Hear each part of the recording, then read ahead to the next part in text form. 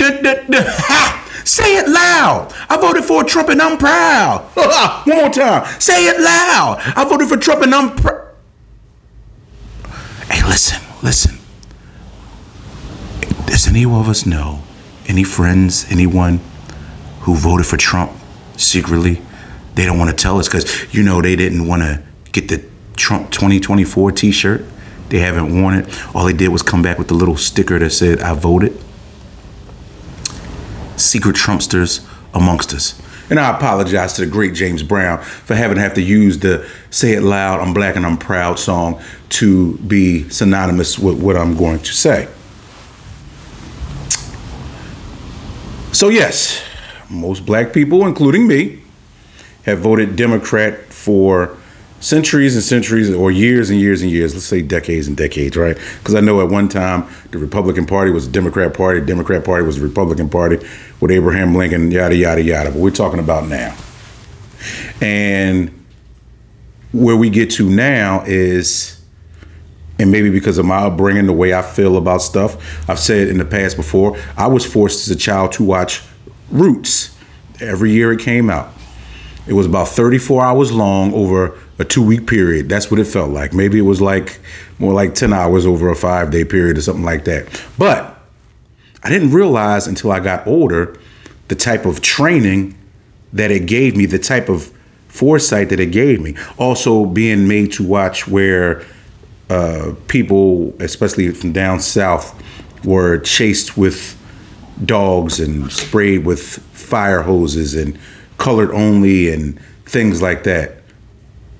So when I think about the secret Trumpsters amongst us who voted, and of course I'm talking primarily about our other black friends, specifically black men, is because there's a couple things at play here that just never sat well with me. And I know the election was a while ago and he's inaugurated and he's our president. He's going to be here.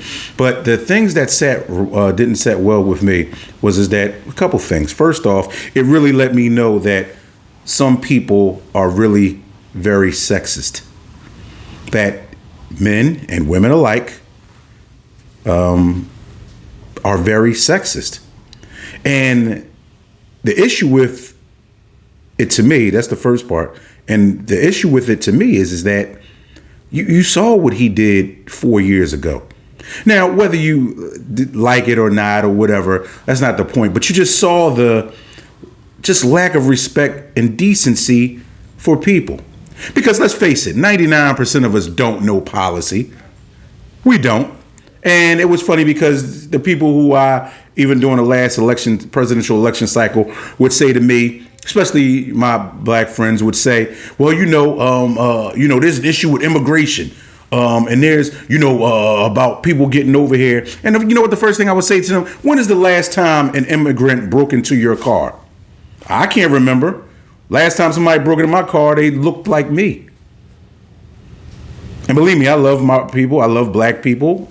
I love all people. But still, that was one thing. But it was almost like they had gotten MAGA media training from out of the sky.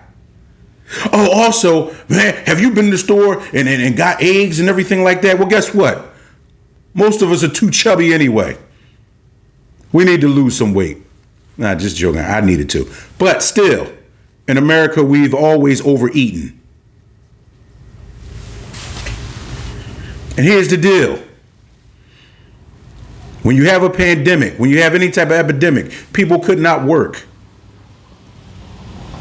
There's money that needed to be borrowed. Once again, I'm no political scientist, but these are just things that are out there for all of us to be able to Google to see. That when you push out money for PPP loans, when you give out billions of dollars in unemployment, even though some people were still employed, when you dole this out and give this out, and the shots, vaccines that had to be paid for from somewhere, do you think researchers work for free? Do you think that's coming from nowhere because they were trying to be nice? When people had to get paid overtime, when people put in vouchers because they were giving out food, businesses to what do you call it? Essential workers. Do you think all of that stuff goes unaccounted for?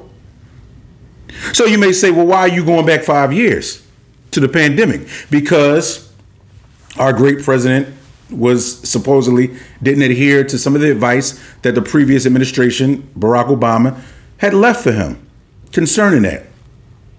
And, then when in the midst of it, he rode around and was waving and, even though he supposedly had it, and he's driving around doing circles, doing donuts in the limo, and he allegedly, got some kind of, a vaccine or cure. He got cured and he was better. And that's what he presented to the rest of the country while people were dying and people had to get extended unemployment and things of that nature to sustain, because remember, we couldn't go outside. We couldn't drive anywhere. We couldn't go anywhere. So you start thinking to yourself, I know I'm not stupid. Money has to come from somewhere. You can't just borrow out of thin air. Yes, we do print our own money, which is crazy, right? We print our own money, but because our money is based off of the dollars of other countries and all this other kind of stuff. Once again, I'm not a finance guy, but, just pretty common sense. So you figure if billions and billions and billions and billions of dollars were given out to us to help us sustain our lifestyle, you got to pay that money back. Somebody has to pay that money back. And who do you think is going to pay it back? Just a few rich guys somewhere? A few billionaires? Jeff Bezos and a gang? You think they're going to pay it back? No. We're going to pay it back. So let's jump back up to 2024 and having this debate with friends and, because my eggs and everything else, they're high and such and such and such and such, and they're this and they're that. Right. And here's the deal. My eggs are still high also. So, but just because somebody runs on that and tries to say, hey, look, the last administration, meaning Joe Biden, he's the reason why your eggs are high. They're the reason why, gas is high. And all of these other things that really are not true. Now, once again, I'm not going to go too deep into policy because I don't know. But what I do know is that sometimes people just got to get tough and face some stuff.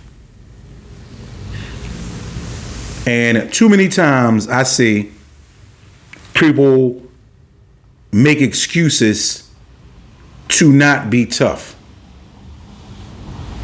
and to try to kick the blame down the street on somebody else when we've already seen what this person has done beforehand for 4 years. And I will say this too, because I'm getting to my second point, people who respect their mothers, grandmothers, aunts, I can't find 2 out of the dozens of aunts, sisters, whomever who voted, who said, yeah, let's go that way. Let's vote for Trump. Let's vote for Trump. And as a black guy, not saying I always follow my mom or aunts or whomever, but I said, hey, listen, here's this woman.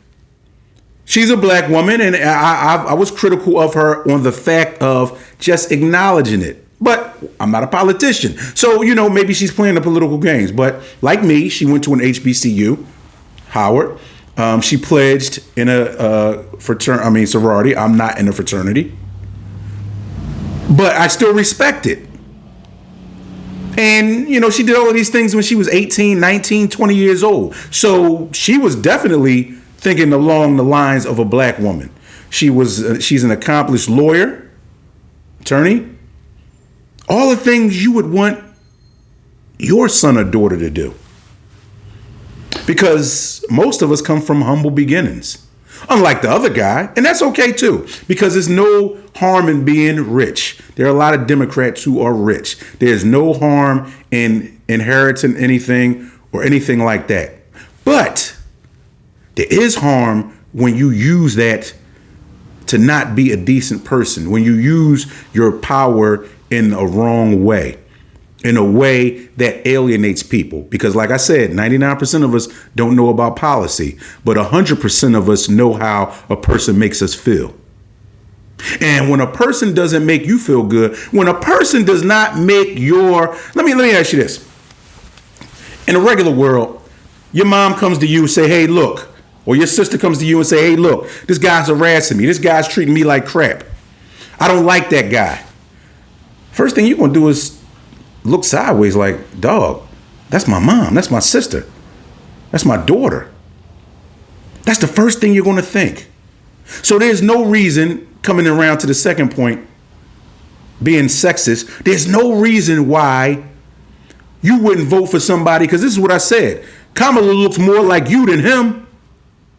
And what kind of policies does he have that you want to bring up besides immigration? And I'm having this conversation with the secret Trumpsters amongst us, the ones that don't want to wear the shirts but voted for him. What has he done? You know, even if you're making a couple more dollars, you feel like under him. You can never scrub this skin off. It's never going to get lighter. But you'll have people go against all of this stuff and still vote for a guy based off of what? And I bring this up today because I just want to make sure that all of us, you know, you can only be worth $10, $100, even if you're worth $100,000 right now, a couple $100,000. Where's your soul at? Where's your soul? And, you know, I know people will be like, well, you know, man, it's only one vote. You know, people should be allowed to feel. You're absolutely right. People should be able to feel how they feel.